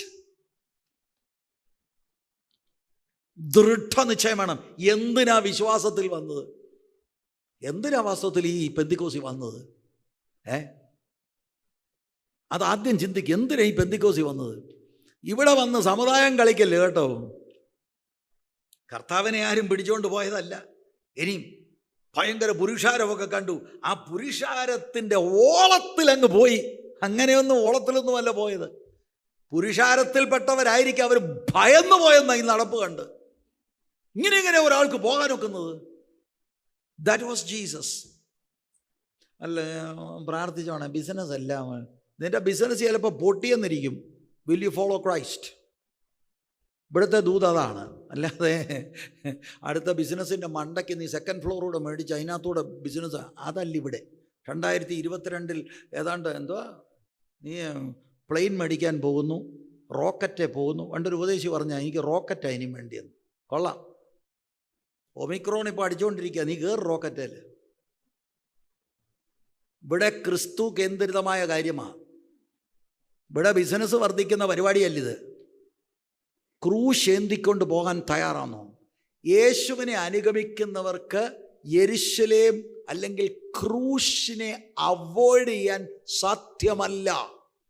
അക്ഷരിക ക്രൂശല്ല ഞാൻ പറയുന്നത് അനുഗമിക്കുന്നവർക്ക്. ഏത് ക്രൂശാണ്? സ്വയത്യാഗത്തിൻ്റെ ക്രൂശ്. സ്വയത്വം, സെൽഫിനെ ഡിനൈ ചെയ്യുക, യേശുവിൻ്റെ ഹിതം ജീവിതത്തിൽ നിറവേറുവാൻ ഏൽപ്പിക്കപ്പെടുക. അത് ഇല്ലാത്ത ഒരാൾ ശ്രദ്ധിച്ചു കേൾക്കണം, ക്രിസ്ത്യാനിയല്ല. ചുമ്മാ ക്രിസ്തീയ പേരേതേലും പിള്ളേർക്കും എല്ലാം കൂടി ഇടാം. ക്രിസ്ത്യാനി അല്ലെന്നാണ് ഞാൻ പറഞ്ഞത്. കർത്താവിനെ ആരും പ്രോത്സാഹിപ്പിച്ചില്ല. അതല്ലേ ഇന്ന് വേണ്ടത്. ഇതെല്ലാം കൊണ്ട് വൈബ്രേറ്റ് ചെയ്ത് ചാടുക, ഡ്രില്ല് കളിക്കുക, ഡ്രില്ല് അല്ലേ, അങ്ങോട്ടും ഇങ്ങോട്ടും കൈ കൊടുത്ത് പറ 2022 ഓ ബ്രദർ അങ്ങോട്ട് നോക്കി പറ. യേശുവിനെ ആരും എൻകറേജ് ചെയ്തല്ലേ യെരൂശലേമിൽ പോയത്. ഇതെല്ലാം കൂടെ കീബോർഡും എല്ലാം കൂടെ വെച്ച കൈ കൊടു. മത്തായിച്ച നീ ഒരു കൈ കൊടു അങ്ങോട്ട്, മത്തായിച്ചൻ അങ്ങോട്ട് കൈ കൊടുത്തു, അന്തർയോച്ചൻ ഇങ്ങോട്ട് കൈ കൊടുത്തു. യേശുവിനെ അനുഗമിക്ക് പ്രിയരെ. Don't be fooled by all this nonsense that is going on in the name of gospel. യേശു അവർക്ക് മുൻപായി നടക്കുകയാണ്, യെരൂശലേമിലേക്ക് പോവുകയാണ്. കഴിഞ്ഞ വർഷം പറഞ്ഞ ഒരു കാര്യം എടുത്തു പറയാം. ഇത് അസാധാരണമായ ഒരു കറേജാണ് നമ്മൾ കാണുന്നത്. എന്ന് പറഞ്ഞാൽ 2 നിലയിലുള്ള കറേജുണ്ട്. ഒന്ന്, പൊടുന്നതിനെ സ്പോട്ടിൽ ഒരു സംഭവം നടക്കുന്നു. വണ്ടി അങ്ങോട്ട് പോകുന്നു, ഇടിച്ചു. നമ്മൾ ഒന്ന് അന്നേരം ഒരു ബലം ഉണ്ടാകുന്നു, പെട്ടെന്ന് അങ്ങ് ചെയ്യുക. പെട്ടെന്ന് കഥ തുറക്കുന്ന ആളിനെ രക്ഷപ്പെടുന്നു, അതൊക്കെ അന്നേരം അങ്ങ് ചെയ്യുക. സ്പോട്ടിൽ എന്തൊക്കെയോ നടക്കുന്നു. പക്ഷെ ഇതെങ്ങനത്താണെന്നറിയാമോ? കർത്താവിന് അഡ്വാൻസായിട്ട് അറിയാം ഇന്നതൊക്കെയാണ് യെരൂശലേമിൽ ചെന്നാൽ കിട്ടാൻ പോകുന്നത്. ലോകം മുഴുവനും എന്നെ കൈവിടും. ഇതറിഞ്ഞുകൊണ്ടാണ് ഹൃദയം ഒരുക്കി ദൃഢനിശ്ചയത്തോടെ നീങ്ങുന്നത്. അറിയാതെയല്ല, അറിഞ്ഞുകൊണ്ട്. മറ്റേത് നമ്മുടെ സ്പോണ്ടേനിയസ് ആയിട്ട് വരുന്നത്. ഇത് പ്ലാൻഡ് കറേജ്, കാൽക്കുലേറ്റഡ് കറേജാണ്. പ്രിയരെ, യേശുവിനെ അനുഗമിക്കുക. ചുമ്മാ തൊട്ടാവാടി ഇവിടുത്തെ ഈ പെന്തിക്കോസുകാരൻ കാണിക്കുന്നവരൊന്നും കാണിക്കരുത്. അത് കാഹളം ധ്വനിക്കുമ്പോൾ അറിയാം. കാഹളം ധ്വനിച്ചു കഴിഞ്ഞാൽ സഭായവും കാണും പലയിടത്തും. അന്നും അനുഭവ സാക്ഷ്യം. അത് ഡിസംബർ 30 വല്ലതും ആണെങ്കിൽ 31 വന്ന് ഈ വർഷം ഒന്നും ചെയ്യാനൊത്തില്ല, അടുത്ത വർഷം ഞാൻ ഇന്ത്യ മുഴുവൻ കത്തിക്കാൻ പോകാമെന്നും പറഞ്ഞേച്ചിരിക്കും. കർത്താവ് വന്ന് കർത്താവ് പോയി. 31-ാം തീയതി ആ ഒരു സാക്ഷ്യവും പറഞ്ഞേച്ചി. ഇങ്ങനെയുള്ള പരിപാടിക്ക് പോകാതെ നിങ്ങൾ യേശുവിനെ ശ്രദ്ധിച്ചു നോക്ക്. വേദപുസ്തകത്തിലേക്ക് നിങ്ങൾ വാ. നമ്മെ വിളിച്ചിരിക്കുന്നത് കർത്താവിനെ അനുഗമിക്കാനാണ്.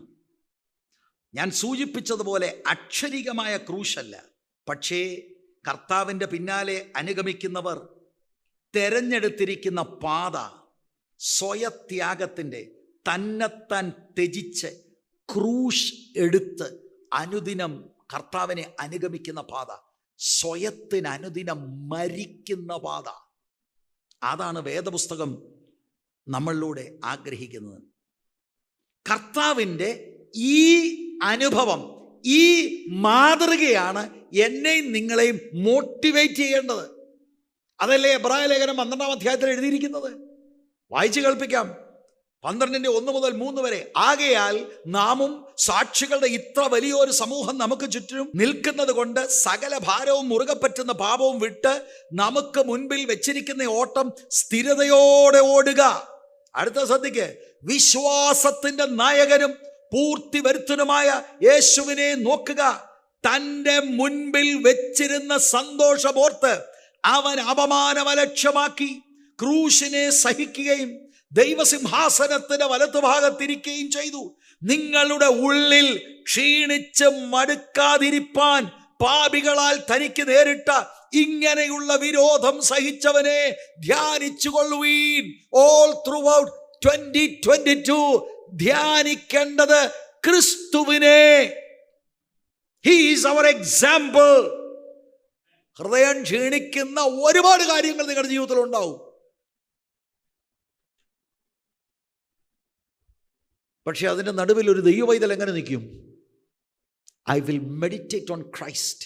എനിക്ക് മുൻപായി എൻ്റെ ഫോർറണ്ണറായി ഇതെല്ലാം എൻ്റെ കർത്താവ് അനുഭവിച്ചു. പക്ഷേ പിതാവ് വെച്ച ദൗത്യത്തിൽ നിന്ന് പിന്മാറിയില്ല. ആ കർത്താവ് എന്നെ സഹായിക്കും. Praise the Lord. നമുക്ക് അതിനപ്പുറത്തൊന്നും പ്രതീക്ഷിക്കരുത്. യേശു എല്ലാ ഡിസ്ട്രാക്ഷൻസിനെയും തരണം ചെയ്തു. നമ്മുടെ ജീവിതത്തിലും ഡിസ്ട്രാക്ഷൻസ് ഉണ്ടാകും. പക്ഷേ കളം വിടരുത്. ക്രിസ്തീയ ഗോളത്തിൽ നിൽക്കണം, വിശ്വാസത്തിൻ്റെ ഗോളത്തിൽ നിൽക്കണം. നിങ്ങളിൽ പിന്മാറ്റ അനുഭവങ്ങൾ വന്നിട്ടുണ്ടെങ്കിൽ മടങ്ങി കളത്തിലേക്ക് വരണം. മടങ്ങി വരിക, ക്രിസ്തുവിനെ നോക്കുക, പരാജയങ്ങൾ പിൻപിൽ തള്ളുക, യേശുവിൻ്റെ പുറകെ പോകുക. 2022 നിന്ന് സ്മൂത്ത് അല്ല. വിവിധ പ്രശ്നങ്ങൾ നിങ്ങൾക്കുണ്ടാവും. ഇതിൽ ഒരു പാസ്റ്ററും പറയല്ല, I M telling you the truth. കഴിഞ്ഞ വർഷവും ഞാൻ പറഞ്ഞു, ഈ വർഷവും ഞാൻ പറയും. ശോധനകളിലൂടെ നിങ്ങൾ പലരും കടക്കും. ശോധന പരാജയമല്ല. ശോധനകളെ അതിജീവിപ്പാനുള്ള ദൈവകൃപ നിങ്ങളിൽ പകരപ്പെടും. അതെങ്ങനെയാണെന്നാണ് ഞാൻ പറയുന്നത്. Look at Jesus. കർത്താവിൽ നിന്ന് നമുക്ക് പഠിക്കാം. Total focus. നമ്മുടെ ഫോക്കസ് മാറിപ്പോകരുത്. 2 കൂട്ടം ആളുകൾ. ഒന്ന്, അവർ വിസ്മയിച്ചു. ഈ പദപ്രയോഗം മർക്കോസിൻ്റെ സുവിശേഷം 1:27 മർക്കോസ് 10:24 ഇതെല്ലാം യേശുവിൻ്റെ വാക്കുകളിലെ വിസ്മയമാണ്. പക്ഷെ ഇവിടെ വാക്കൊന്നും പറഞ്ഞില്ല. വാക്കുകൾ ഇനി പറയാൻ പോകുന്നേ ഉള്ളൂ. അവർ വിസ്മയിച്ചത് യേശുവിൻ്റെ ദൃഢനിശ്ചയത്തിലൂടെയുള്ള ബിഹേവിയറാണ്. The way he was conducting himself, the way he was walking ahead of them. അവർ വിസ്മയിച്ചു, ഹന്തം വിട്ടുപോയി. ഇത്രമാത്രം ഈ മതഗുരുക്കന്മാർ യേശുവിനെ പകയ്ക്കുന്നത് ഇവർക്കറിയാം, ശിഷ്യന്മാർക്കറിയാം, ജനറൽ പബ്ലിക്കിനറിയാം, യേശുവിനറിയാം. എന്നിട്ടും അങ്ങോട്ട് തന്നെ യേശു പോവുകയാണ്. അവര് അമേസ്ഡായി. മറ്റൊരു കൂട്ടര് ഭയപ്പെട്ടു എന്നാണ് ഇവിടെ എഴുതിയിരിക്കുന്നത്. കർത്താവിൻ്റെ ഈ നടപ്പ് കണ്ട് 32 വാക്യത്തിൻ്റെ അവസാന ഭാഗം, അവൻ പിന്നെയും 12 കൂട്ടിക്കൊണ്ട് അവരോട്. അപ്പൊ കുറച്ച് ഡീറ്റെയിൽസ് ഇനിയും കർത്താവ് കൈമാറാൻ പോവുകയാണ്. അത് ഈ 12 പേർക്ക് മാത്രമുള്ളതാണ്. അവരെ വേറിട്ട് കൊണ്ടുപോയാണ് കർത്താവ് വളരെ കൃത്യമായി അവരോട് വിവരിച്ച് യേശു അവിടുത്തെ കഷ്ടാനുഭവങ്ങളെക്കുറിച്ച് പറയുന്നത്. ഇത് ആദ്യത്തെ 2 പ്രവചനത്തെക്കാൾ കുറച്ചുകൂടെ ഡീറ്റെയിൽസ് ഇവിടെ ഉള്ളതായിട്ട് നമുക്ക് കാണാൻ കഴിയും. അങ്ങനെയാണെങ്കിൽ ചോദ്യം, ഇത്രയും ഡീറ്റെയിൽ യേശുവിന് എങ്ങനെ മനസ്സിലായി? വേദപണ്ഡിതന്മാരിൽ കൺസർവേറ്റീവ് അല്ലാതെ ഈ കുറച്ച് ലൂസായി വ്യാഖ്യാനിക്കുന്നവർ ചിന്തിക്കുന്നത് ഇത് മിക്കവാറും ക്രൂശ് മരണമൊക്കെ കഴിഞ്ഞിട്ട് എഴുതി ചേർത്ത. അയ്യോ, എന്താ അങ്ങനെ ചിന്തിക്കാൻ? അല്ലെ പിന്നെ ഇത്ര കൃത്യമായിട്ട് വരുമോ എന്നാണ് അവർ പറയുന്നത്. അത്ര മാത്രം ഡീറ്റെയിൽഡ് പ്രൊഫസിയാണ് കർത്താവ് പറയുന്നത്. ബുദ്ധിജീവികളാ, അവർക്ക് ഈ സൂപ്പർ നാച്ചുറൽ ചിന്തിക്കാനൊക്കത്തില്ല. അവർ പറയുന്നത് ദിസ് ഉറപ്പാണ്, this has to be written later on. എങ്ങനെയാണ് കർത്താവിന് ഇത്രയും ഡീറ്റെയിൽ മനസ്സിലായത്? ലൂക്കോസിന്റെ സുവിശേഷത്തിലെ പാരലൽ പാസേജിൽ ഒരു ക്ലൂ ഉണ്ട്. എല്ലാവരും ഇത് മനസ്സിലാക്കണം. ലൂക്കോസിന്റെ സുവിശേഷം 18-ാം അധ്യായം 31-ാം വാക്യം, അനന്തരം അവൻ 12 കൂട്ടിക്കൊണ്ടവരോട്, ഇതാ നാം യെരുശലേമിലേക്ക് പോകുന്നു, മനുഷ്യപുത്രനെ കുറിച്ച് പ്രവാചകന്മാർ എഴുതിയിരിക്കുന്നതെല്ലാം നിവൃത്തിയാകും. എങ്ങനെയാണ് യേശുവിന് എല്ലാ കാര്യവും മനസ്സിലായത്? മനുഷ്യപുത്രൻ മശിയായെ കുറിച്ച് എഴുതിയിരിക്കുന്ന സകല കാര്യങ്ങളും പ്രവാചകന്മാർ പ്രവചിച്ചത് നിവൃത്തിയാകും. അപ്പൊ പ്രവാചക പുസ്തകത്തിൽ മനുഷ്യപുത്രനെ കുറിച്ച് ധാരാളം കാര്യങ്ങൾ എഴുതിയിട്ടുണ്ട്. എന്താ അതിൻ്റെ അർത്ഥം? യേശുവിന് ബൈബിൾ നന്നായിട്ട് അറിയാമായിരുന്നു. He knew the Old Testament scriptures. പതിവ് പോലെ സിനഗോഗുകളിൽ ചെന്ന് ആ സ്ക്രോളുകൾ വിടർത്തി നന്നായി ബാല്യകാലത്തിൽ യേശു പഠിച്ചു. 12-ാമത്തെ വയസ്സായപ്പോഴേക്കും സ്കോളേഴ്സ്, ബൈബിൾ സ്കോളേഴ്സ് അന്തം വിട്ടുപോയി. അത്രമാത്രം ജ്ഞാനം തിരുവെഴുത്തിൽ ഉണ്ടായിരുന്നു. തിരുവെഴുത്തുകളെ ആധാരമാക്കിയാണ് കർത്താവ് പറയുന്നത് ഇന്നത് ഇന്നത് ഇന്നത് ഇന്നത് ഒക്കെ സംഭവിക്കും. മനുഷ്യപുത്രൻ അതെല്ലാം നിവൃത്തിയാകണം.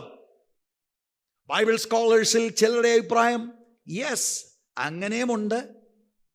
അവിടുത്തെ ദൈവത്വത്തെ അവിടുത്തേക്കെല്ലാം അറിയായിരുന്നു എന്നതാണ്. ഞാനത് നിഷേധിക്കുന്നില്ല. Yes, I believe Jesus is God. അപ്പൊ അവരുടെ ആ വാദം ഞാൻ നിഷേധിക്കുന്നില്ല. പക്ഷേ എക്സ്പ്ലിസിറ്റായി എഴുതിയിരിക്കുന്നത് ഇവിടെയാണ്. ഇതാ നാം യെരൂശലേമിലേക്ക് പോകുന്നു. മനുഷ്യപുത്രനെ കുറിച്ച് പ്രവാചകന്മാർ എഴുതിയിരിക്കുന്നത് എല്ലാം നിവൃത്തിയാകും. ബൈബിള് വായിച്ച് ബൈബിളും പ്രകാരമാണ് യേശു ജീവിച്ചത്. ഓരോ തിരുവെഴുത്തിലെ സൂക്തങ്ങൾ അവിടുത്തെ കുറിച്ച് പറഞ്ഞിരിക്കുന്നതിന്റെ നിവൃത്തിക്ക് വേണ്ടി അവിടുന്ന് ഓരോ ദിവസം ഓരോ സമയം പാലിച്ച് പിതാവിന്റെ ഹിതത്തിന് ഏൽപ്പിച്ചു. ഏതൊക്കെയാണ് പഴയ നിയമത്തിലെ ബൈബിൾ വേദഭാഗങ്ങൾ? ഇഷ്ടം പോലെയുണ്ട്. ചിലത് മാത്രം കോട്ട് ചെയ്യാം.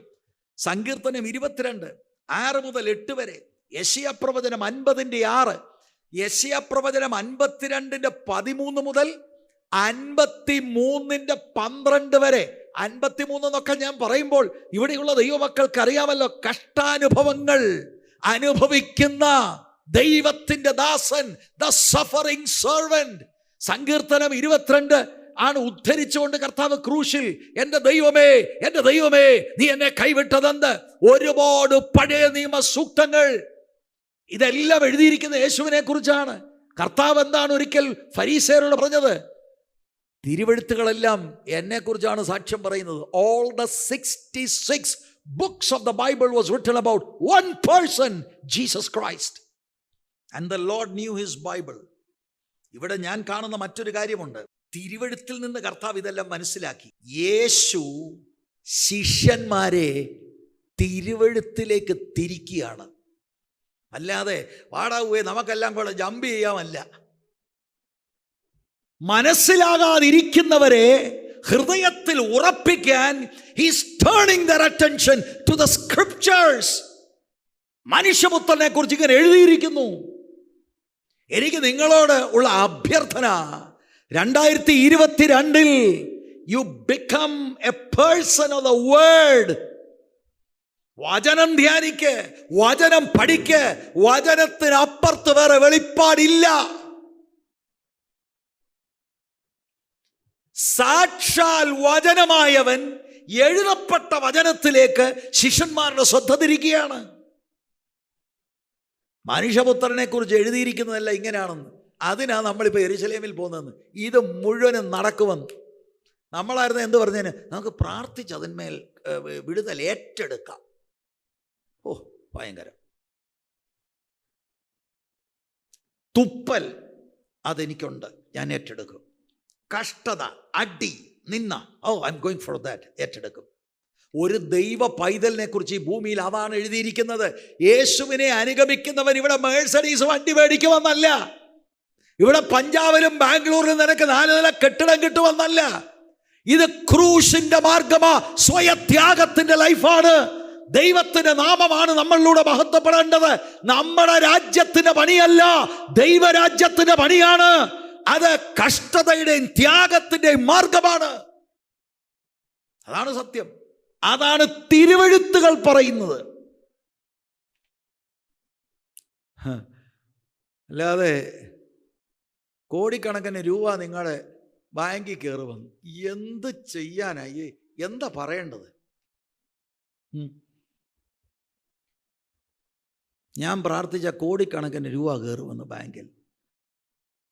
എനിക്ക് ഒരു കമൻറ്റും ഇതിനെക്കുറിച്ചൊന്നും പറയാനില്ല. നാണമില്ലല്ലോ എന്ന് മാത്രമേ എനിക്ക് പറയാനുള്ളൂ. യേശുവിൻ്റെ പുറകെ അല്ലത് കേട്ടോ. യേശുവിൻ്റെ പുറകെ പോയാൽ it's the life of the cross.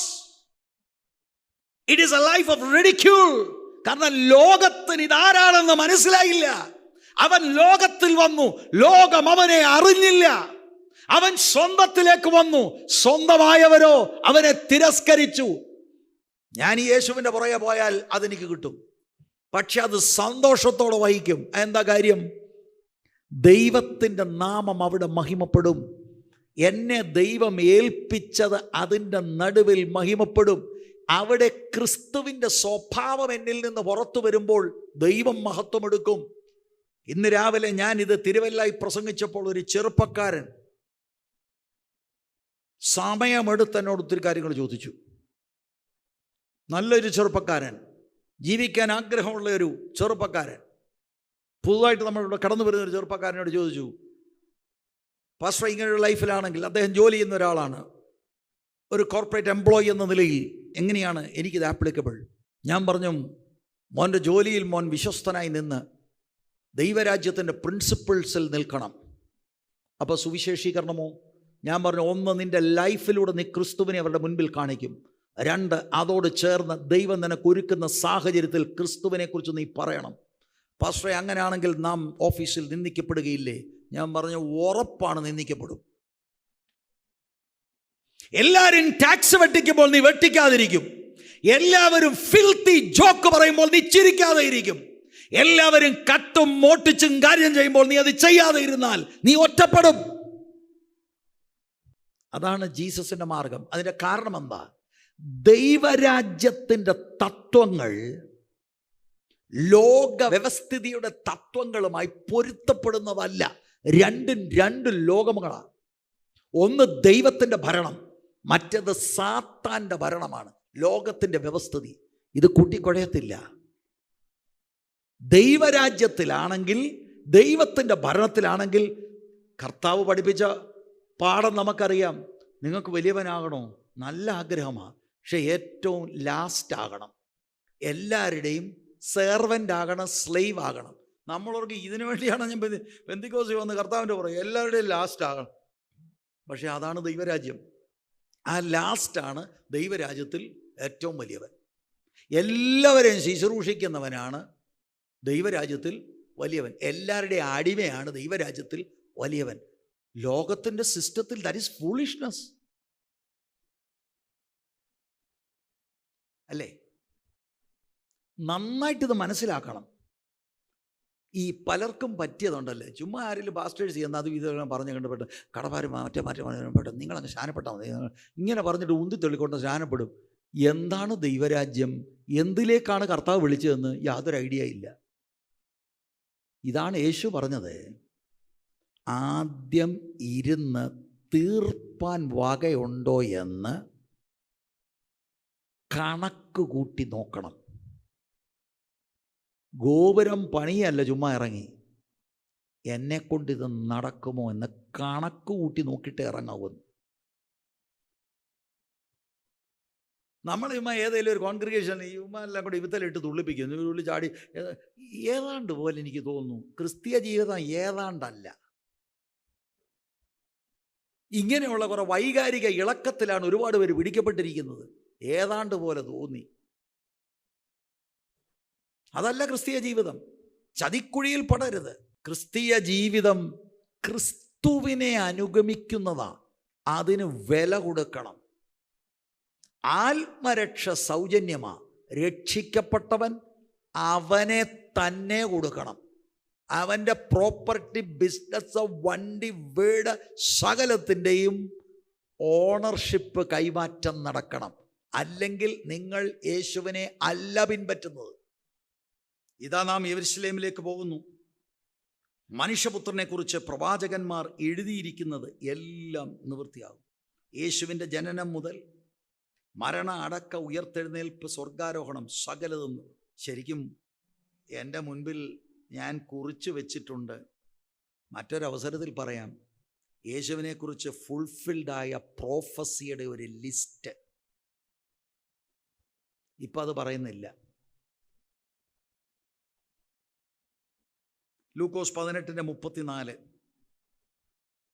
ഇത് ശ്രദ്ധിച്ച് കേൾക്കണേ. അവരോ ഇതൊന്നും ഗ്രഹിച്ചില്ല.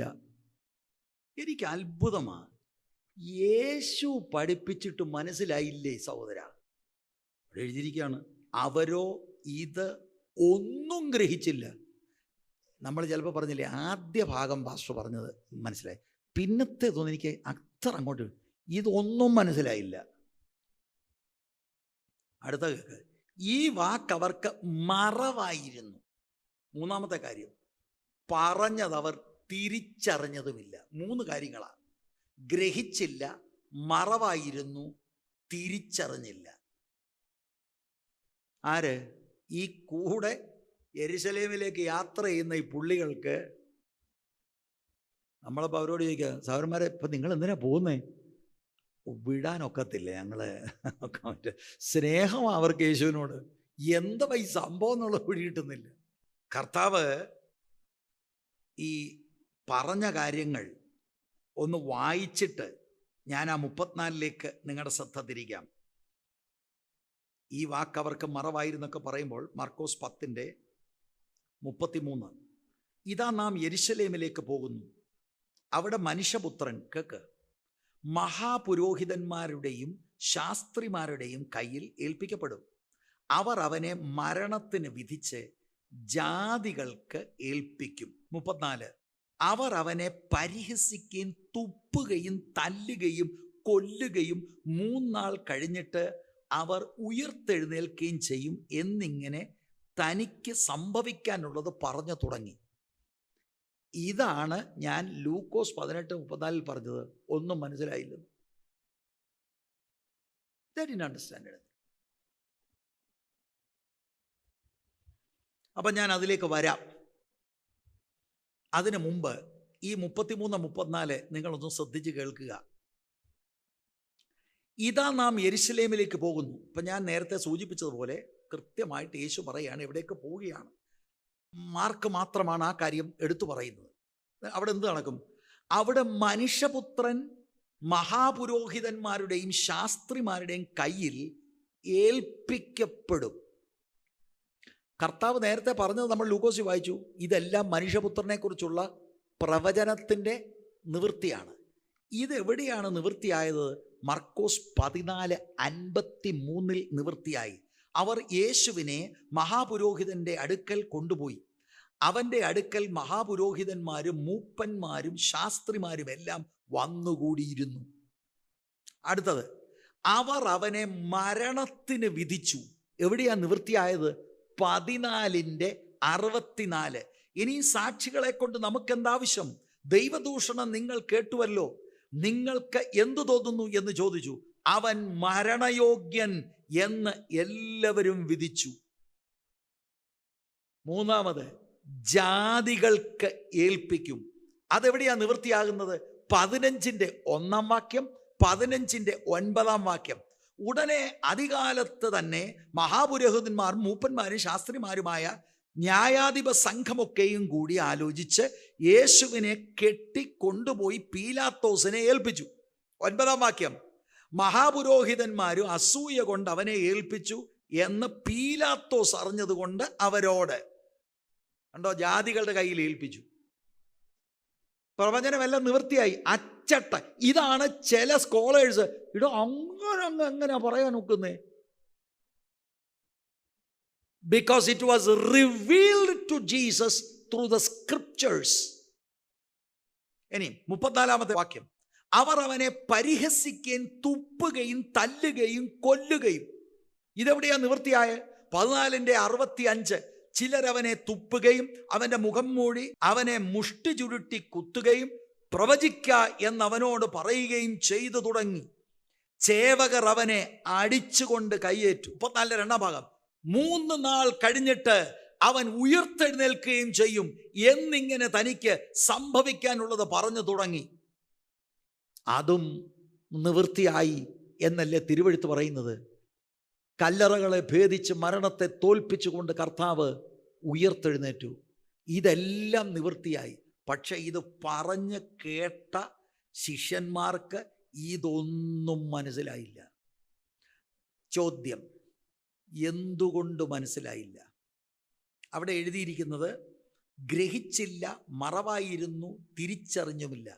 എന്തുകൊണ്ട് ശിഷ്യന്മാർ ഇത്ര കർത്താവിനോട് ക്ലോസ് ആയിരുന്നിട്ടും കർത്താവ് ഒരു പ്രാവശ്യമല്ല 3 വട്ടം ആവർത്തിച്ച് പഠിപ്പിച്ചിട്ടും എന്തുകൊണ്ട് മനസ്സിലായില്ല? അപ്പോൾ ആവർത്തിച്ച് പഠിപ്പിക്കണമെന്നുള്ളത് കേട്ടോ, യേശു ഒരു പാഠം തന്നെ 3 വട്ടം പഠിപ്പിച്ചു. അങ്ങനെ പല പാഠങ്ങൾ ആവർത്തിച്ച് പഠിപ്പിച്ചു. ശരിക്കും പാസ്റ്റർമാർ ചെയ്യേണ്ടത് അതാണ്, അല്ലേ? അതിന് ചില ആളുകൾ ചിന്തിക്കുന്നത്, കഴിഞ്ഞ ആഴ്ചത്തെ ദിവസം തന്നെയായിരുന്നു, ഒന്നുകൂടെ അത് നാം പ്രിപ്പയർ ചെയ്ത് കാണുകയില്ല. ജീസസിന് അങ്ങനെ വിഷയവും വിഷമവും ഒന്നുമില്ല. 3 വട്ടം സെയിം മെസ്സേജ്. പക്ഷേ ഇവർക്ക് മനസ്സിലായില്ല. എൻ്റെ പോയിന്റ് ഇതാണ്, ശിഷ്യന്മാർക്ക് എന്തുകൊണ്ട് മനസ്സിലായില്ല? ഇപ്പം ഞാൻ ചോദിക്കട്ടെ, നമ്മൾ ഇതെല്ലാം വായിച്ചു, തുപ്പുമെന്നും അടിക്കുമെന്നും നിന്ദിക്കുമെന്നും ക്രൂശിക്കും, നമുക്ക് എന്തെങ്കിലും പ്രശ്നമുണ്ടോ? അവർക്ക് കണ്ടന്റ് അതാണെന്ന് അറിയാം, പക്ഷെ ഇതിൻ്റെ ഇംപ്ലിക്കേഷൻസ് അവർക്കറിയില്ല. ഇത് ലോകത്തെ എങ്ങനെയാണ് ബാധിക്കുന്നത്, ഇത് അവരെ എങ്ങനെയാണ് ബാധിക്കുന്നത്? They don't know. Why they don't know? But listen very carefully. എന്തായിരുന്നു അവരുടെ ബന്ധനം? യഹൂദന്മാരുടെ മനസ്സിലിരിക്കുന്നത് വ്യത്യസ്തമായ ഒരു വ്യാഖ്യാനമാണ്. എൻ്റെ പ്രിയപ്പെട്ടവരെ, കരം കൂപ്പി ഞാൻ നിങ്ങളോട് പറയാം, ഇതൊന്ന് ശ്രദ്ധിക്കണേ. കുട്ടിക്കാലം തൊട്ട് അവരുടെ പള്ളികളിൽ ഇതേ തിരുവെഴുത്തുകളാണ് പഠിപ്പിക്കുന്നത്. 13ാമത്തെ വയസ്സ് മുതൽ ഒരു യഹൂദ പുരുഷ പ്രജയെ ന്യായപ്രാണം ചൊവ്വിന് പഠിപ്പിക്കും അവർ. ഇത് മനസ്സിലാകാത്തത് അവരെ പഠിപ്പിച്ച വ്യാഖ്യാനം ഡിഫറൻ്റാണ്. അവർ മെശിയായിൽ നിന്ന് പ്രതീക്ഷിക്കുന്നത് നിന്ദിക്കപ്പെട്ടവനോ മരിക്കുന്നതോ തുപ്പലേൽക്കുന്ന ഒരു മെശിയായ അല്ല. മശിയ വരുമ്പോൾ ദൈവരാജ്യം അക്ഷരികമായി ഭൂമിയിൽ സ്ഥാപിക്കും, റോമാക്കാരെ എല്ലാം തോൽപ്പിക്കും. ദൈവത്തിൻ്റെ ഭരണം വരുമ്പോൾ നമ്മളൊക്കെ ഇവിടെ വലിയ പുള്ളികളാവും. ഇതാണ് യഹൂദന്മാരുടെ എല്ലാം മനസ്സിലിരിക്കുന്നത്.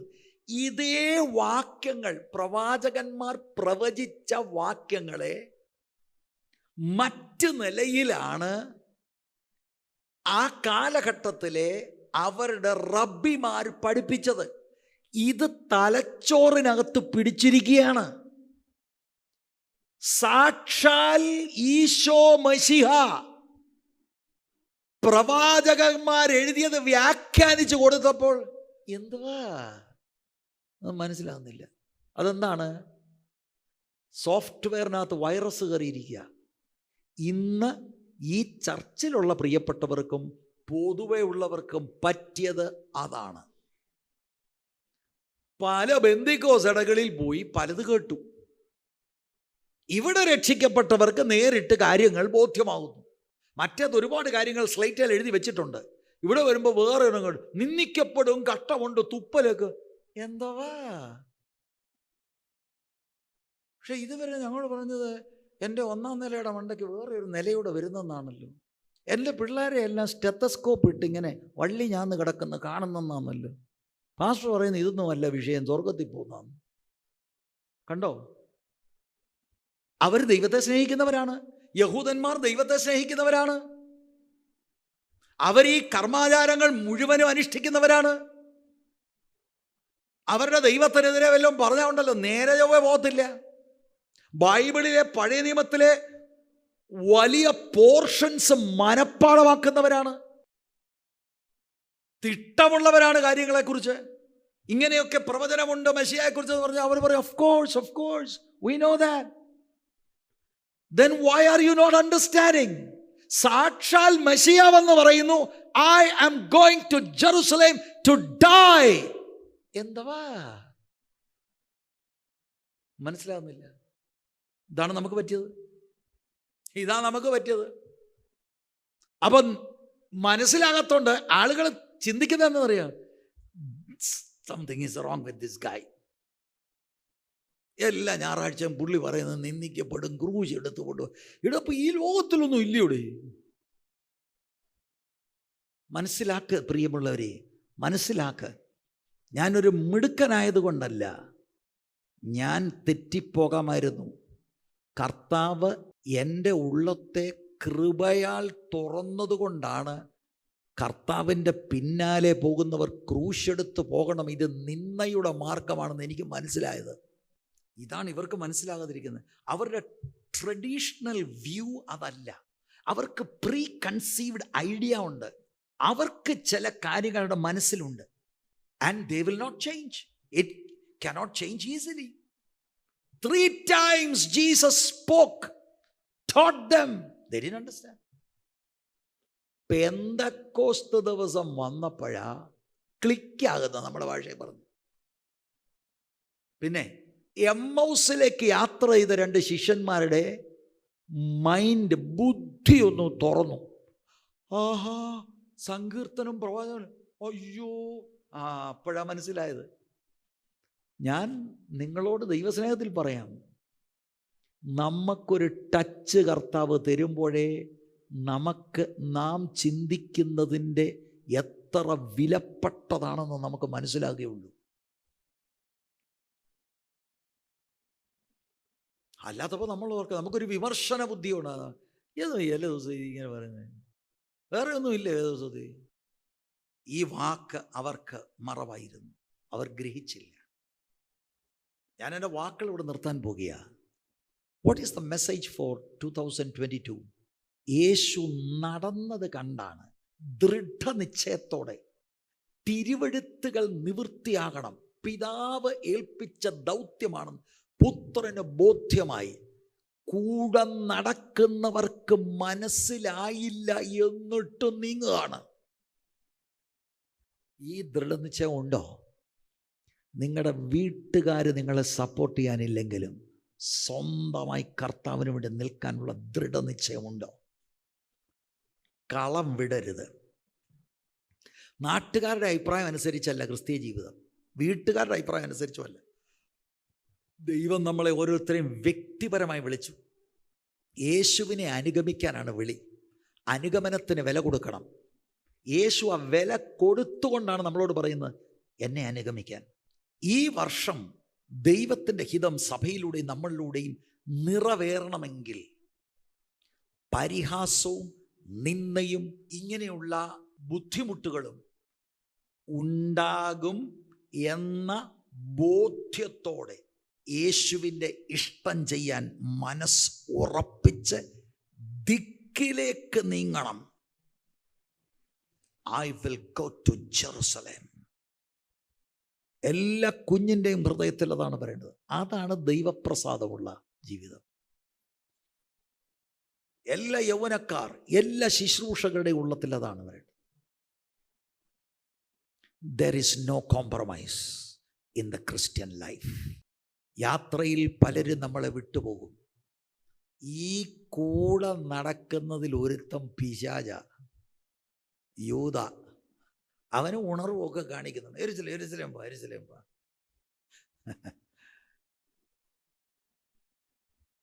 ഇവിടെ വന്നിരിക്കുന്നവരെല്ലാം പൂർത്തീകരിക്കത്തില്ലയോ? I don't know. അവരവർ ദൃഢനിശ്ചയമെടുത്തോണം. ക്രിസ്തീയ ജീവിതം ഈസി അല്ല. പക്ഷേ ഞാൻ നിങ്ങളോടൊരു കാര്യം പറയാം, ക്രിസ്തീയ ജീവിതം പോലെ ആസ്വദിക്കാൻ കൊള്ളാവുന്ന അനുഗ്രഹിക്കപ്പെട്ട ജീവിതം വേറെ ഇല്ല. പാസ്റ്ററെ, ഇതിനകത്ത് ഇപ്പോൾ എന്താണ് ആസ്വദിക്കാൻ ഒക്കുന്നത്? When you do the father's will, he will be with you. ഊഷ്മളമായ കൂട്ടായ്മ ഉണ്ടാകും. ഇതാണ് കർത്താവ് ഒരിക്കൽ പറഞ്ഞത്, നിങ്ങളെല്ലാവരും എന്നെ വിട്ടെന്ന് വരും, പക്ഷേ എന്നെ അയച്ചവൻ എപ്പോഴും എന്നോട് കൂടെ ഉണ്ട്. അതിൻ്റെ കാരണവും പറഞ്ഞു, ഞാൻ എല്ലായ്പ്പോഴും അവിടുത്തെ ഹിതം ചെയ്യുന്നു. ലോകം മുഴുവൻ നമുക്കെതിരാ, പക്ഷേ ദൈവ സാന്നിധ്യവും ദൈവകൃപയും ദൈവത്തോടു കൂടെയാണ് നടക്കുന്നതെങ്കിൽ എന്താ അത്? ലോകമെല്ലാം അനുകൂലമാണ്, പക്ഷെ ദൈവം ഇല്ലെങ്കിൽ ഫൂളാണവൻ, ഫൂൾ. 2022 നമുക്ക് യേശുവിനെ അനുഗമിക്കാം. ഈ വർഷം നിങ്ങൾക്ക് വെല്ലുവിളികളുണ്ടാവും. ഞാൻ എത്ര തവണ അത് എടുത്തു പറഞ്ഞു. ഒരു വൈകാരിക മണ്ഡലത്തിൽ നിങ്ങളെ കൊണ്ടുവന്ന് നിങ്ങളെ കൊണ്ടെല്ലാം ചാടിക്കാനല്ല ഞാൻ. I'm telling you the scripture. യേശു പോയ പാത നിന്നയുടെ പാതയാണ്. നമ്മളെ വേണ്ട നിലയിൽ ആളുകൾ മനസ്സിലാക്കിയില്ലെന്ന് വരും. ദൈവം എന്നെയും നിങ്ങളെയും ചിലത് ഏൽപ്പിച്ചിട്ടുണ്ട്. ഈ തലമുറയിൽ വിശ്വസ്തരായി നിൽക്കണം. ഈ വർഷം ഓരോ ദിവസവും വിശ്വസ്തരായി നിൽക്കണം. മനസ്സ് ഉറപ്പിച്ച്, കാലുകൾ വിറക്കല്ല്. അവർ നോക്കുമ്പോൾ ഉറപ്പിച്ചാണ് ഓരോ ചുവട് വെക്കുന്നത്. He seem to be in a hurry. ഒരു കമൻറ്റേറ്റർ പറയുന്നത്, ഹി വാസ് സോ തോട്ട്ഫുൾ. യെരുശലേമിലേക്ക് നീങ്ങാൻ എത്ര പേരുണ്ട്? ക്രൂശും ഏന്തിക്കൊണ്ട് പോകാൻ എത്ര പേരുണ്ട്?